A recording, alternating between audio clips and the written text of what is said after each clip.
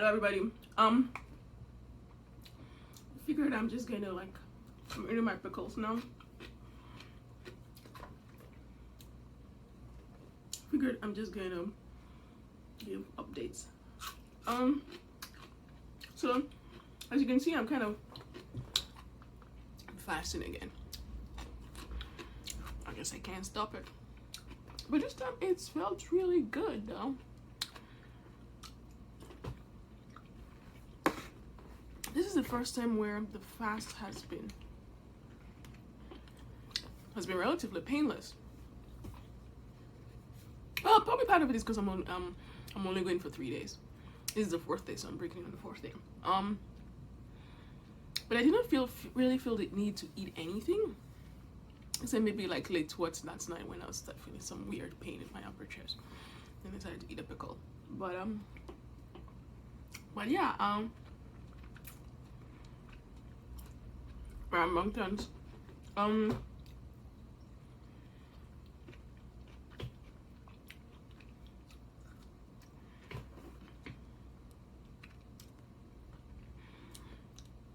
So the idea is to go 3-2, which means I don't eat for 3 days. No, don't eat for 3 days, then eat again, and don't eat for 2 days. So that means you're eating. It's really just a weekly cycle where you're eating twice a week. And then for the 3-day fast, if I feel shitty on the 3rd day especially, I have the option to eat whatever, to eat something small under 500 calories. And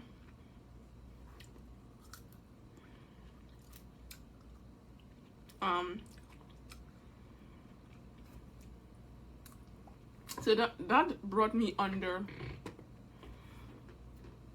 So I broke it at around, like today when I broke it, I was back to 155, and I haven't seen 155 in like probably in a month. So we'll see how this refeeding for today goes, and see how well I jump, how far I jump. I'm not sure if I want to go through another round. Well, technically this is the third. This is the first half of the weekly cycle, and I should do then tomorrow I should continue on a 2-day fast, and then eat again on Wednesday, and eat again on Wednesday. Today's Sunday.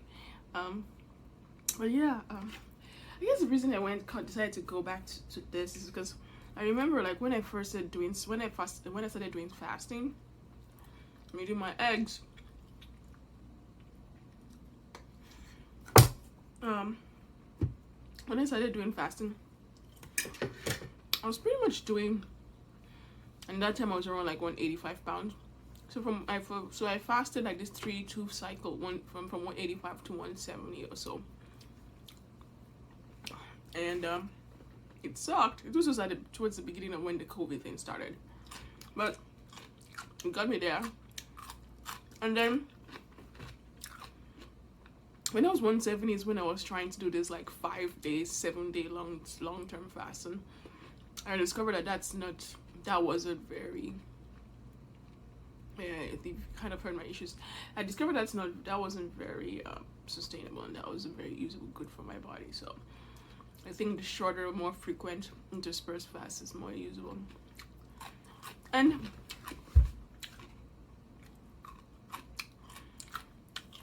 also I really like the idea of like doing small, of eating small. Like remember when I did like last week, 2 weeks ago, but I did like 5-day, like a 5-day where I don't eat for 2 days, and then in 3 days I ate something small like vegetable soup without protein for like next 3 days, and that was pretty good. Oh, there's something I forgot here. Let me come back. So what I forgot was the liver pate. Let me turn this a little bit. Yeah. What I forgot was the liver pate, and the this is like this European whole grain bread from Trader Joe's, which it's not really bready, but it's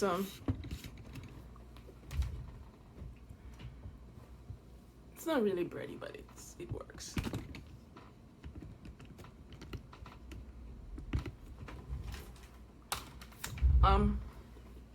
Tastes really good though.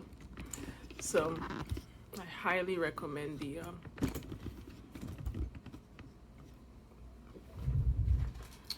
so what I really forgot was the pate and the bread. This so what I have is the bread. So this is this European style like whole grain bread from like Trader Joe's, which I really like. It's sort of like rye plus seeds all together. And then yeah, and then I guess this will complete my breakfast. Where was I?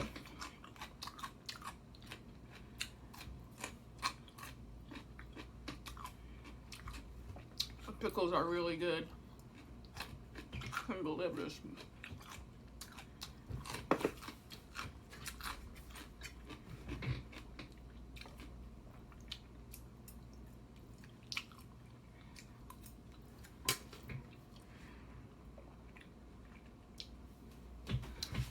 I do think that the rounds of like just eating vegetable soup for like 3 days low calorie was pretty good. It was pretty good at keeping me in ketosis, because what I realized when I was eating the vegetable soup was that for the most part, when I was just eating normally, I wasn't really in ketosis. As in like, while I'm going by, I'm not gonna say I wasn't really in ketosis because I don't have an objective measure of that. But there's a feeling after like, when during a fast, usually on the third day, where you don't feel hungry anymore, and you feel like you have like you could run forever. That's that feeling that which I sort of associate with the ketosis feeling. And I realized that like when I was eating normally and just trying to like eat trying to eat a lot more protein, that I was probably a little less fat fueled, and I was not really accessing the ketotic state. But then when I was eating the vegetable soup, even though it's like all like vegetables and like a huge pot of soup, but it's still very low calorie.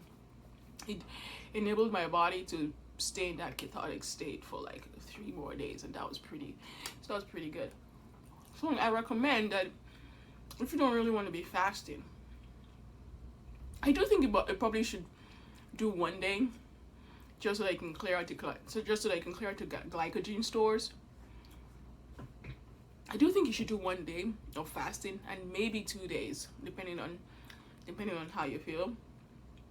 Just to clear out your glycogen stores and be in the beginning of ketosis, and then just finish it out for the next few days with like vegetable soup, like low calorie and low protein. So low calorie, but I would suggest you put some fats in there, because the fat would help with ketosis quite a bit. So there are cloves in these sardines. I have to pick them out.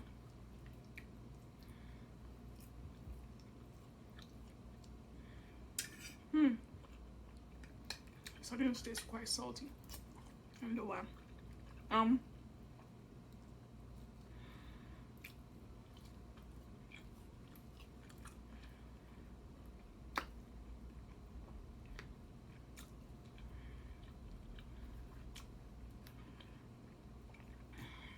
So yeah, I don't know. We'll see how I feel. I'll see if tomorrow I'm up to another 2-day fast. It really does depend on what you eat today. So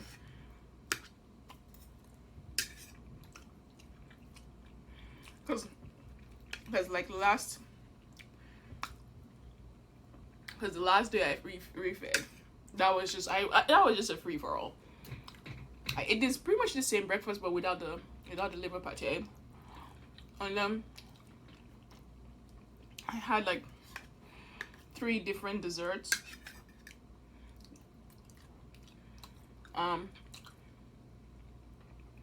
The coconut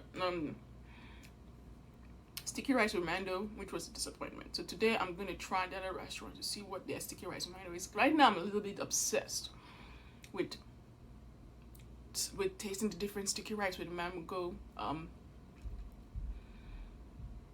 offerings of different Thai restaurants. Because the first the one I went to on Wednesday, that's that didn't taste well. It's not that it didn't taste very good. It was just that the sticky rice wasn't really what I expected of a sticky rice. It looked more like mushed short grain rice. Because in the sticky rice, it's even though it's sticky, the grains should still be whole, and it should, you could still feel the bite of the whole grain. I mean, this one, it just felt like this was just mushed short grain rice. So that was a disappointment. So now today I'm on the hunt for the appropriate one.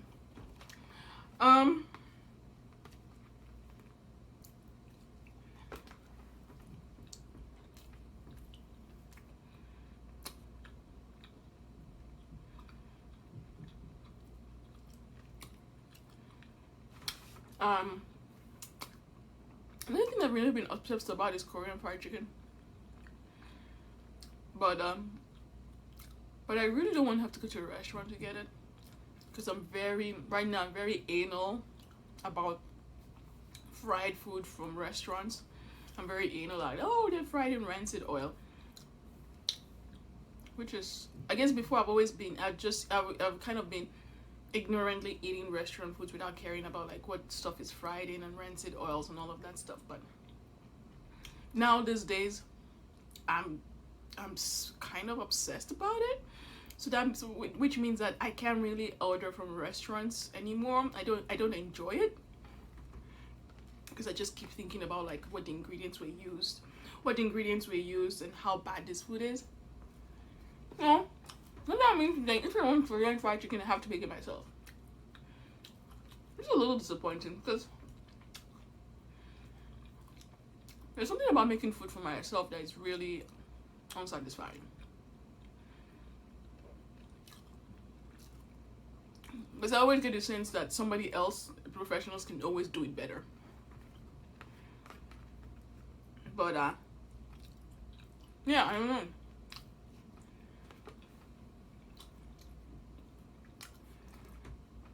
There's a sweetness in this liver patty which I'm not quite sure I like very much.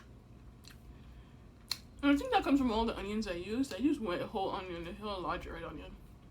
Probably next time I'm just gonna have to use less of that.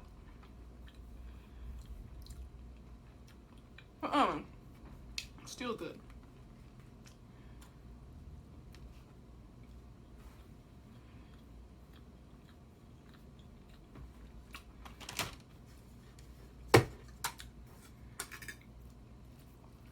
So you see, I'm already full. This is to be expected. Because when you eat pate, that's a nutrient-dense food. So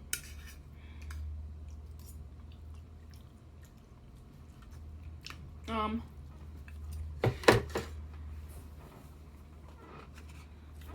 I'm a little obsessed with Korean fried chicken. Anything fried with a crunchy shell and glazed with a sticky sauce. I don't know how I was a little bit like the same way I've been obsessed with getting donuts, but I'm afraid to buy donuts because of the whole rancid oil business. But anyway, on Wednesday I bought some pastries. Anyway, I bought two. I was hoping to get something like a cake or a tiramisu, but they didn't have that, so I went with what they had, which was like a cronut and a Danish. The Danish tasted good, but the cronut was disgustingly sweet. I don't know. I couldn't finish it. I was like, I had to throw the rest away because I was like, oh, this is too sweet, which is a first for me, because usually I never like to throw food, but this time I was like, this is too sweet. So I actually threw away food that I spend my hard-earned money to buy. That's a very rare thing for me. So today I'm not so sure.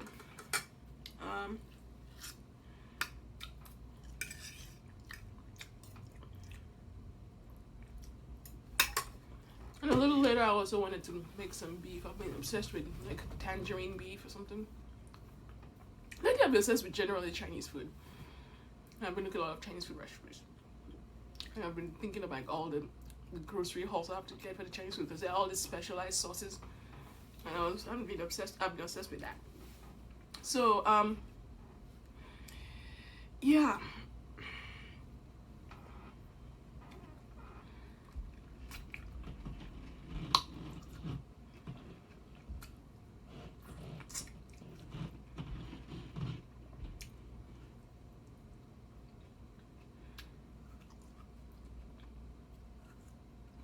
The second rambunctian.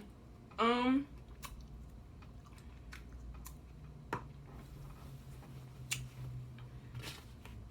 do I want to eat this croissant? Yeah. So this is an all butter croissant from Trader Joe's.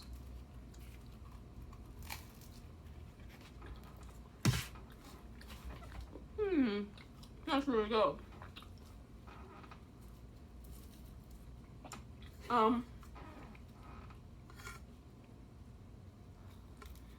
Can have to put some eggs, actually. It's in Nigerian style. Um,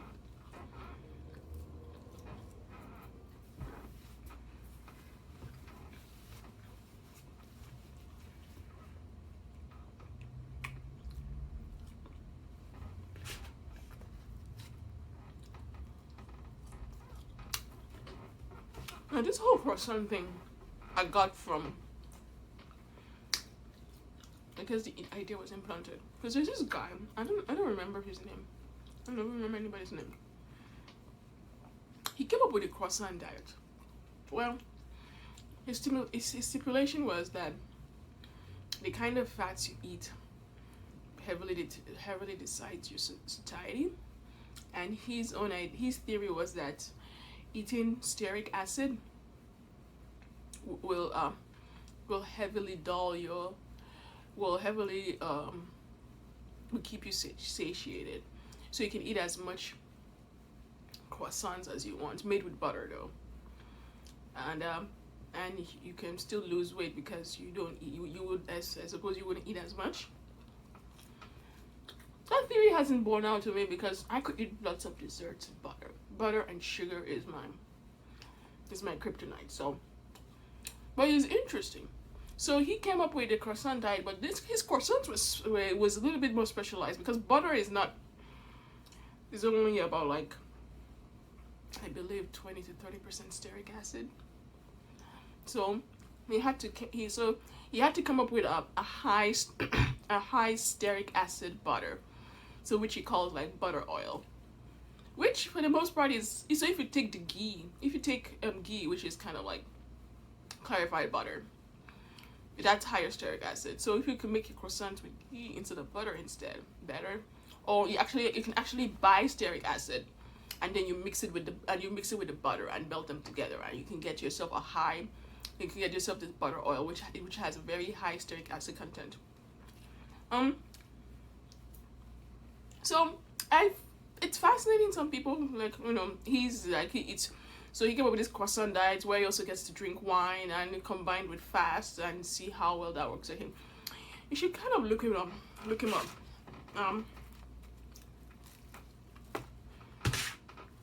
I haven't borne this.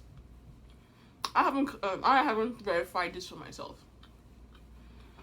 but I do know that if I put a lot of, like, if I make those vegetable soups, and if I put like half a stick of butter at the end, that will make me very full. But then at the same time, half a stick of butter is 500 calories, so that's a lot of calories. So I guess in a sense, yeah, you should be full because you're just eating 800 calories in one sitting. Well, 800 calories, that's adding vegetables and the meats and all of that, everything else. Or if you start adding meats, that's even more. So so I do know that, and I do know if I make eggs and use half a stick of butter to make the eggs, it's very hard for me to finish the eggs because it's so rich, and you're like, it's so rich, and you're like, it's hard to finish it. So so there is something to be said for, like, butter being very satiating. But at the same time, it's a weird thing. It's satiating and not satiating in this sense that if you eat it in the way, even if you eat it and you don't combine it with carbs, it's very satiating. But if you eat it and you combine it with like a cake, for example, or dessert, where you're creaming butter and sugar together, I can eat that all day. So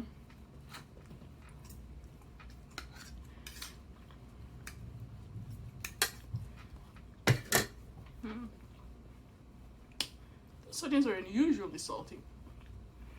And water. I have to get water. So I don't know. We should look up the question that and see if that maybe works for you. But with my own anecdotal idea is that not done necessarily. Another water intake. So this last 3-day fast I did was weird. As in, like, I didn't really drink that much water. I didn't feel the need for it. Even though I probably should have drunk more water. So some people do this, the gallon challenges. I'm trying to do small, just try to drink at least 2 liters of water a day. And that I find really challenging. So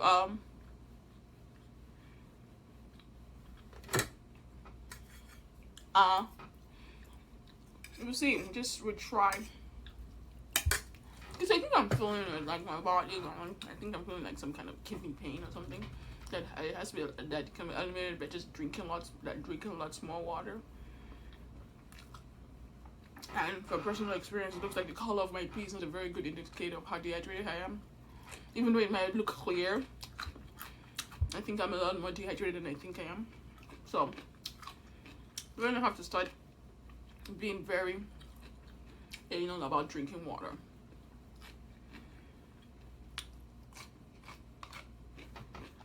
Pickles.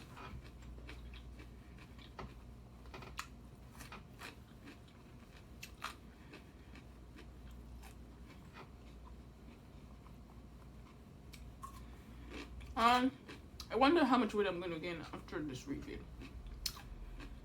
And I wonder how that will resolve over the next couple of days. Because right now I'm sitting at 155. Like hell, I don't want to get up to 160 again.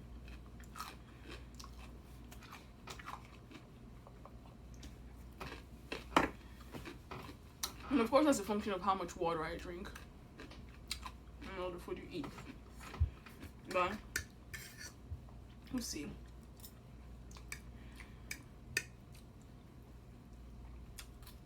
I suppose in a way, it's about limiting. It's about limiting your food. And the rest of the sardine here. So I take sardines for the omega-3s and calcium. I think sardines is probably the most overt source of calcium in my diet. I don't really take dairy, kind of limiting it.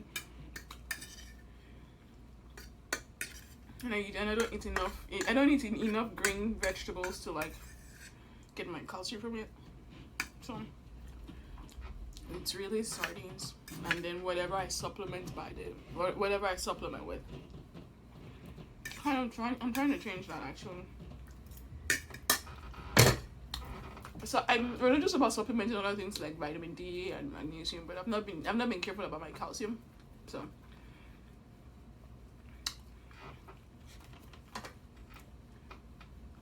pate.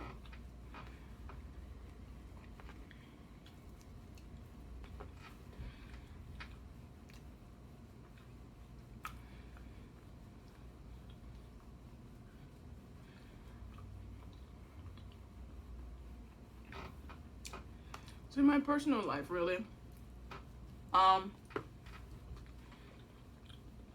looking to move. Like I said before, so my apartment is like, it's on the corner. It doesn't really get an outside view.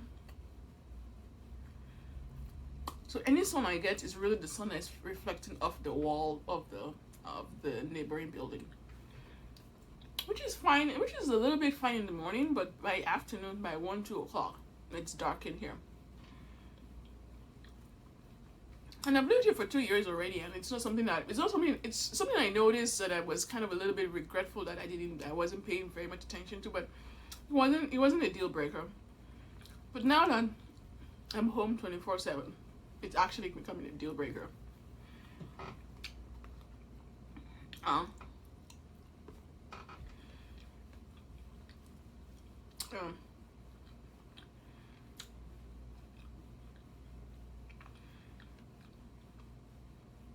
It's actually becoming a deal breaker because it's kind of hard to like look around you and you're surrounded by walls. I can show you an example here. You can see it. You probably know you can't see it. Like recently, I look outside the window and all I see is the neighboring wall. So I'm thinking that it's kind of, I should move, but I don't like moving. And it kind of like, even though I still kind of like this apartment because one, it's private. The apartment next door, the only shared wall, so like this is the living area. So this room shares a wall with the bathroom and the kitchen next door. So that means really like whatever I do in here is sort of private, and the person who lives next door doesn't really get to be bothered by my noise, because my shared wall is on the other side of this living wall is their bathroom and their kitchen, and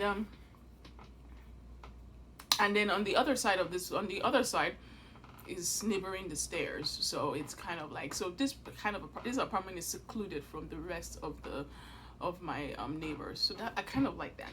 And also it's large. It's not large, but it's big size. And I get like 2 large closets, which I really like because I have a lot of shit and I have a lot of crap. So finding something, so now I have to like square a circle in which I'm gonna have to find a large studio with enough closet space, and with a built-out kitchen. Because I live here in San Francisco, and it's really bad, as in like you're paying a lot, and the kitchens are like really minimally built out. Like there are too many examples where I see, like, even for like stuff that goes for like $2,000 a month to $2,500 a month, it's like the kitchen, it only consists of the fridge, the stove, and the sink. That's it. So the sink might come with a cabinet, like one stall cabinet, but there is no counter space at all. So it's like, so you have this empty room in which they just dumped a sink, fridge, and a stove, and they call it a day, and then you're paying so you pay something ridiculous like $2,000 a month for something like that. So I guess because there's a lot of bachelors, there's a lot of guys who live here in San Francisco and who don't care about cooking, but really I just find it, because I came from LA, where like, yeah, it's expensive to live there, but it's generally the apartments have more space and you don't get stingy kitchens. The kitchens are actually built out. But here, so for example, my kitchen here, it's a little bit more of that. That's another. It's a little bit more built out. It's still less than optimal. As in, like, there's the counter spaces. I'm suffering for counter space. Even though part of it is my fault because I have a lot of crap that I live around the counter. So, but I would like more counter space. I would like more cabinets overhead and below. So I'm kind of trying to square a circle here where I can have a built-out kitchen that's useful, that I can do all my stuffing, a view, secluded. Well, it doesn't have to be, yes, private, a little bit private, and nothing below me, because I don't want to have to worry about like my neighbors underneath more because I'm a night owl. I'm up at 3 o'clock in the morning, and I need to be able to do shit. That's just how I do things.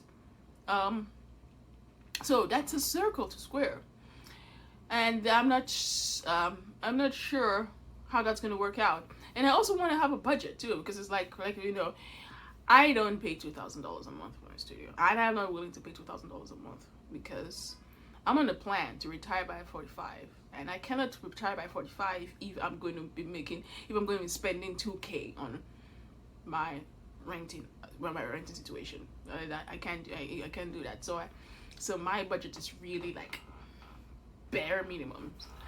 And surprisingly, there are some apartments that fit the mold, but the thing is that these apartments are in the shitty end of San Francisco. So like right now I'm in a Tenderloin, but I'm on the edge of the Tenderloin. So I picked it like right where I'm on the dividing line of the Tenderloin and Lower Love Hill. So it's a little bit better. I would just say a little bit better. But it's a little bit better. But with COVID, things have gotten quite nasty.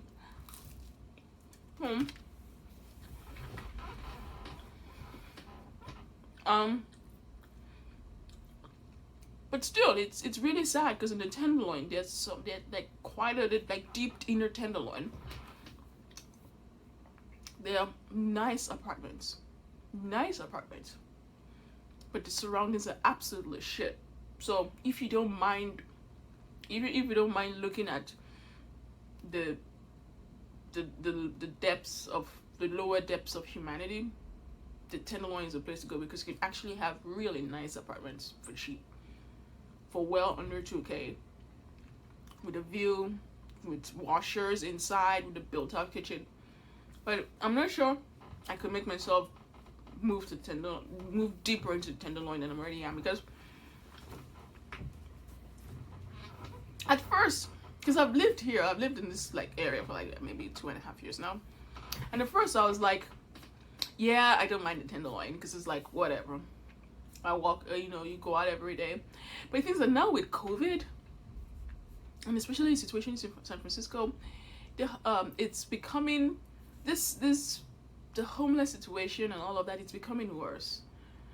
And not only is it becoming worse, you have a lot of like closed down storefronts, like restaurants are closing. A lot of the businesses, like, so the Tenderloin is weird in that even though there's a lot of dysfunction, it's still very much a thriving area with businesses and restaurants and everyone hustling and doing their stuff. So that's sort of it's not like you're going into an area where everyone is a layabout and no one's working and there is despair everywhere. No, it's just like it's this weird mix in which you have, and on the corner you have someone who is shooting up their meth, but you have this thriving restaurant on the side. So all the businesses that were thriving and open and doing before COVID sort of like mitigate. That's why before I wasn't that bad. I wasn't so much concerned. I wasn't so concerned about living in Tenderloin because it's like, yeah, sure, that there's a bunch of drug addicted people I might have to watch, but at the same time there is so much activity, like compared to the rest of San Francisco. And I do like activity on the street because my life is dull, quite frankly, and I kind of need an outside. I need to have outside sources of energy to kind of a little bit to perk me up a little bit. But now with COVID, all these restaurants are closing, storefronts are closing. So all the public spaces that were taken up by, that was at least shared by people who are like doing sharing and partaking in businesses, is now really just taken up by homeless people. So in a way, I sort of feel like I kind of feel like that. Well, maybe half a year ago, I'll be like, I can say that Tenderloin was getting a little bit better.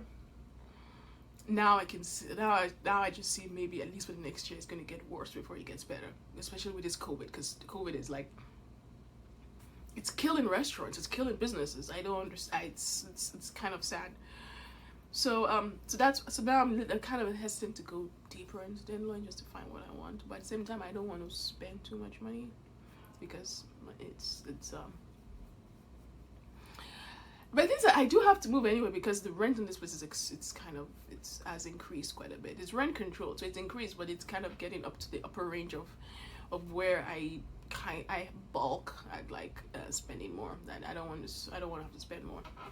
Another thing that this place doesn't have, that it doesn't have a laundry, which in this COVID thing is kind of it's really a deep negative.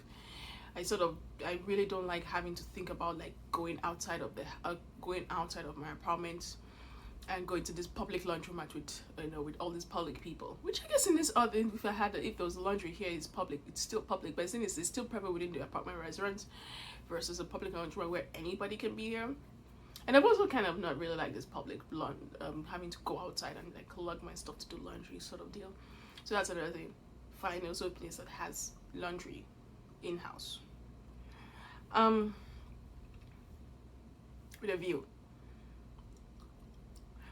The view I'm less, yeah, you could be in the top floor and see a view of the city, but that's not that important.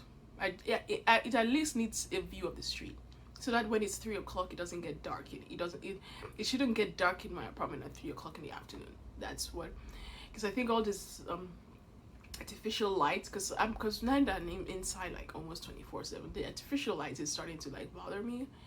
And it's not something that you can really mitigate by just going outside, because going outside to do what exactly? Like, you can go for a walk, but that's not enough. It's just like you need like 6 hours of natural light, and you can't do that by just going outside. And taking a walk, you can't just be satisfied by just going outside and taking a walk. So wish me luck as I try to square the circle. Oh, another thing, elections are coming up. And well, it's kind of a fake problem. So I'm registered to vote by mail. So I kind of make sure that however I move, I still get my ballot, because I think my ballot will still come to this address. So yeah. Wish me luck as I try to make this work. Other options is to move out of the city entirely, which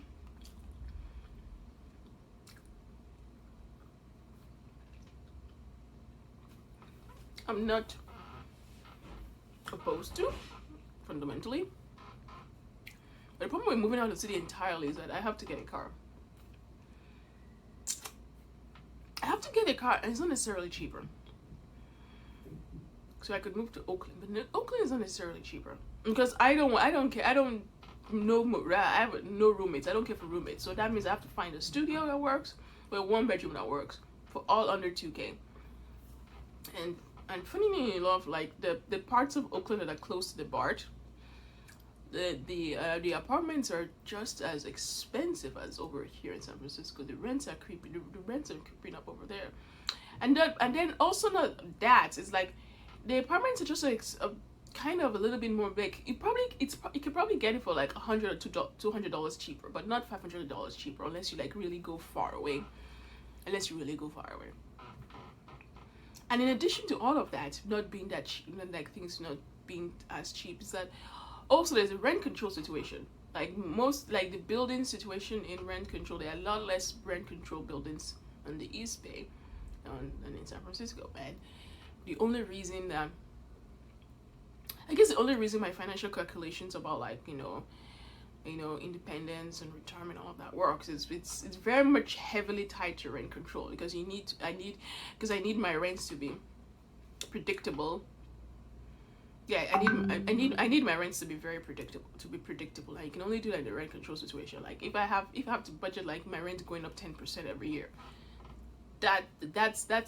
that's the grounds to think of entirely of moving out of state entirely and find a cheap house to live somewhere. But if I don't want to move out of state, then I really have to find someplace that's rent control, so that my rents are predictable every year. So that's another thing. That's another issue with East Bay. I would have to prefer to find something that's rent controlled and somehow close to like. And even then, because it's so spread out, it has to be close to public transportation. But now I'm not even using public transportation. But in the future, I'll have to use public transportation. But I guess the advantage is that you get more space. But then also I'd have to get a car, because I don't think some people do the East Bay without a car, but then you're heavily reliant on public transportation, as opposed to here where I am in San Francisco, where yeah, I don't have a car, but I am not reliant on public transportation to do what I need to do. I walk everywhere, and walking is a pleasure, and I love it. So like I haven't had to take a bus in the past 6 months. Well, past 5 months since whole discovery thing. I'm not even taking the BART. If I need to go somewhere far, I would take an Uber. But that has happened like maybe once or twice. My Uber bill has gone down to zero. Uber's, it's funny. Before I used to get like, I think my Uber and Lyft bills tend to be like go around like $200 a month, but now it's like zero. So like right now where I am in San Francisco, that's another reason that I like Tenderloin a little bit, because it's quite central. If I need to do something, I can walk to it. So if I need to walk, I can walk 1 to 2 miles to get to what I need to do. So that's very nice. But like that's kind of a little bit hard to do on the East Bay unless you pick very specific spots. I know specific spots are also overheating. They're overheating rent-wise, so it's sort of like you're not there. I'm not seeing the advantages. But I do think that I want a car though. And I have to think about that carefully. If I want a car here in San Francisco, I have to rent a garage space, and that's like $300 a month. So, that's like $300 a month. That's not something I care to. That's something I have to think about very carefully. It's $300 a month plus. I haven't had paid insurance in a while, so plus I don't know how much I'm going to pay insurance, between $50 and $100 a month. So that's like $400 a month for the carrying costs of just owning a car and then buying the car itself. I don't want to do a car payment, so I'm just going to buy some cheap car off Craigslist, something for like $70,000 or something, and just pay it off in cash. But that is something that's right now, the one thing they have a car is sort of like a yearning. I think probably to get rid of that, I should just go rent a car and drive somewhere else and deal with it, and then remind myself why I don't like driving in the first place. Because I guess I don't like having to drive every day to do what I need to do, or just do basic activities like going to the grocery store or going to the pharmacy. I do not like driving, but it's still very convenient to drive when you need to do bigger chores, like to go to IKEA or something, or need to like carry big stuff. The car is very useful there, and also just being able to take weekend trips. That's nice. That'll be very nice now. So yeah, I have to figure things out. But anyway, this is it. I still have I guess this is the rest of the croissant and the chocolate croissants, right? So but I'm kind of full, so I'll probably just be nibbling on this all day. I'll see you guys later.